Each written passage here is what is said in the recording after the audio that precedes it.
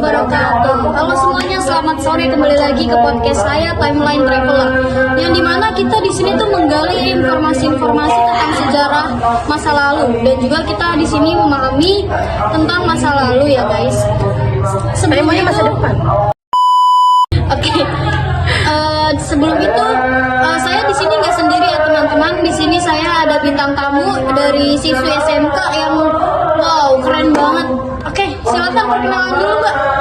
Terima kasih Kak ya.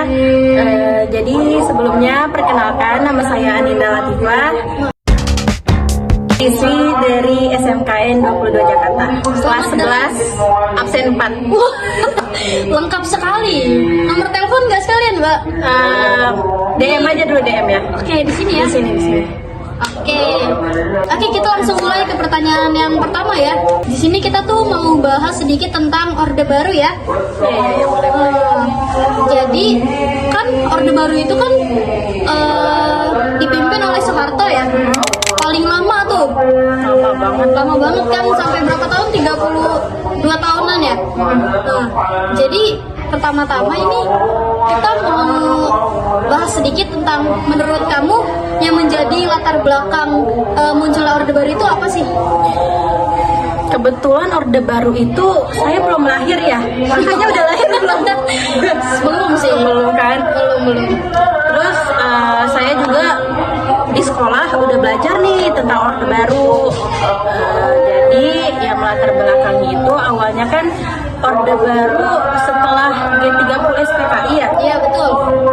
Itu menyebabkan instabilitas politik kalau nggak salah dan sosial itu. Presiden Soekarno dianggap gagal mengendalikan situasi. Aduh, saya seret. Terus sehingga muncul gerakan yang dipimpin sama Soeharto nih dengan Super Semar atau Surat Perintah 11 Maret 1966. Iya, tahu itu saya tahu. Dia tahu kan. Terus Orde Baru ini hadir dengan janji, banyak banget janji-janjinya. Salah satunya stabilitas, terus pembangunan ekonomi, terus juga menegakkan kembali Pancasila serta Undang-Undang Dasar 1945. Oke, berarti dilatar belakangi oleh Soeharto, instabilitas politik ya. Instabilitas politik. Oke. Kita langsung pertanyaan kedua kali ya? Boleh. Biar nggak Ini terlalu lama. mau berapa pertanyaan nih? 3 kali ya. Kita baik banget ya kita nawarin ya. Ya udah. Ini bagaimana kebijakan ekonomi di masa Orde Baru itu yang mempengaruhi Indonesia? Gimana tuh kebijakannya? Di Orde Baru ini menerapkan kebijakan ekonomi yang berorientasi pada pertumbuhan melalui industrialisasi, pembangunan infrastruktur, dan juga investasi asing. Itu awalnya ekonomi Indonesia mengalami pertumbuhan pesat nih, sekitar 7% per tahun pada 1980-an.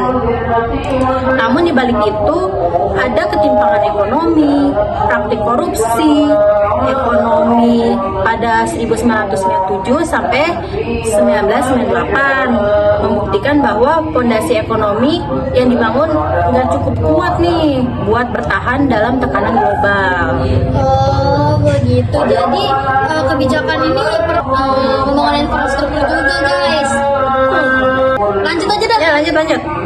Dampak sentralisasi pemerintahan di Orde Baru ini tuh terhadap daerah-daerah itu bagaimana? Dampak sentralisasi. Kan tadi udah dibahas sentralisasi. Jadi dampaknya itu menyebabkan daerah kehilangan otonomi dan bergantung pada pemerintahan pusat gitu. Jadi sumber daya alam daerah banyak dieksploitasi nih tanpa memberikan kesejahteraan yang merata bagi masyarakat. Selain itu kebijakan transmigrasi juga seringkali menimbulkan konflik.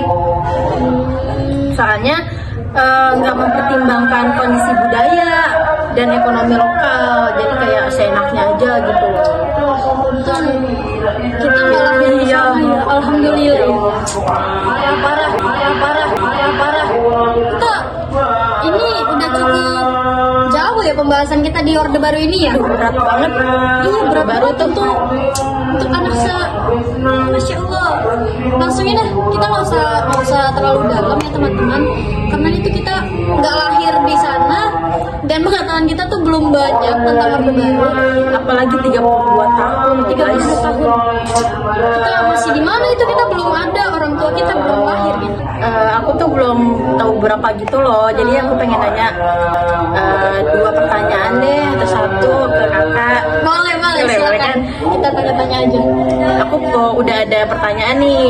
Kan udah nyiapin. Iya, soalnya kakaknya calling kan. Anin, aku mau nanya-nanya nih. Wah, kakaknya mau nanya-nanya, kebetulan nih. Jadi aku juga pengen nanya yang sekiranya aku tuh nggak tahu. Iya, betul. Boleh kan Kak? Boleh, silakan. Boleh. Oke. Jadi Orde Baru kan 32 tahun ya Kak? Iya, betul. Kenapa nggak berakhirnya itu tahun 2000 gitu loh? Kenapa harus di tahun berapa Kak? 98. Iya. Kenapa nggak kamu tahun 2000 aja gitu? Ya kan? Kenapa nggak berakhir di tahun 2000-an ya? Kenapa berakhirnya di 1998? Gitu. Oke, jadi di Orde Baru ini kan udah 32 tahun ya. Masyarakat pasti muak dong sama kebijakan-kebijakan yang dikeluarin oleh Presiden kita Soeharto pada saat itu. Nah, runtuhnya Orde Baru ini tuh dipicu oleh kombinasi krisis ekonomi yang terjadi pada 1997 sampai dengan 1998. Di mana tuntutan ini tuh tuntutan reformasi ini dari mahasiswa, kayak dorongan dari masyarakat dan mahasiswa karena mereka tuh sudah cukup muak dan tidak puas sama hasil dari itu. Nah, kemudian setelah itu demonstrasi besar-besaran di berbagai kota hingga terjadinya tragedi Trisakti dan kerusuhan Mei 1998 yang membuat Soeharto pada akhirnya mundur karena tuntutan-tuntutan dari masyarakat dan mahasiswa gitu. Iya, bayangin aja, kan biasanya pejabat ya ada batasnya kan ya, 5 tahun gitu. Doang. Sampai 32 tahun loh. Terlalu lama, masyarakat Terlalu lama juga tuh udah nggak capek. boleh. Terlalu lama itu nggak boleh guys ya. Iya. Ada lagi yang mau ditanyakan? Apa kita Udah sudah kali ya? Udah ya? Kita di episode selanjutnya kita bakal membahas sejarah-sejarah lain ya guys. Oke, terima kasih atas kehadirannya Mbak Adin. Ya, Terima kasih ya terima kasih, sudah Kak. meluangkan waktunya di tengah-tengah banyaknya tugas ya. Iya. Terima kasih banyak sudah menjadi bintang tamu di podcast saya. Oke teman-teman sekalian, sudah selesai, kita sudah membahas mengenai Orde Baru dengan bintang tamu kita tadi Mbak Anin, siswa SMK 22 yang mempunyai ketertarikan kepada pembelajaran sejarah. Oke, terima kasih semuanya yang sudah menyaksikan podcast saya dengan tema Orde Baru. Terima kasih, sampai ketemu di podcast selanjutnya. Thank you guys.